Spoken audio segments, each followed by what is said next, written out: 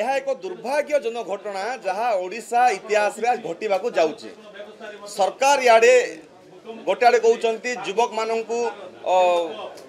मान निजुक्ति दि जाऊ से शिक्षा क्षेत्र में सुजोग दि जाऊ एभली मंतव्य दौरान गोटे आड़े आउ गोटे आड़े कहते 70टी मद दुकान खोल 3-4टी फैक्ट्री खोल माने से माने सरकार दिमुहा नीति को आपण माने स्पष्ट भाव में देखिपे जापे अनुभव भी करें जो आशा भरोसा समग्र ओडिशावासी भोट दे बीजेपी को सरकार गठन कर सहयोग करते ताहार आज फल मिल जाए समग्र ओडिशावासी को।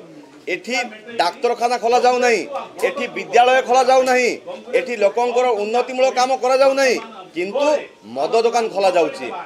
जेतेबेले मु मद विरोधी आंदोलन करथिली आपण जानिथिबे देखिथिबे गणमाध्यम सामने प्रकाशित होइथिला 2 मास पूर्व मु मद विरोधी आंदोलन करथिली मो निर्वाचन मंडली रे मते आक्रोशमूलक भाव में जाशुणी जिला प्रशासन एक्साइज विभाग पुलिस प्रशासन जिलार समस्ते मिलित भाव में चक्रांत करी मो समेत मो निर्वाचन मंडल 400 लोकों ना रे केस करदेले जहाँकि कौन सी आधार नहीं, कौन सी सत्यासत नहीं, कौन सी माने नियम नहीं जे जने विक्षोभ करिवो ताको केस कर दिया जीवो।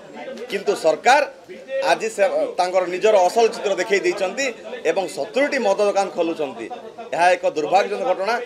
मद मुक्त बदल रे मद युक्त करूचंती बीजेपी सरकार।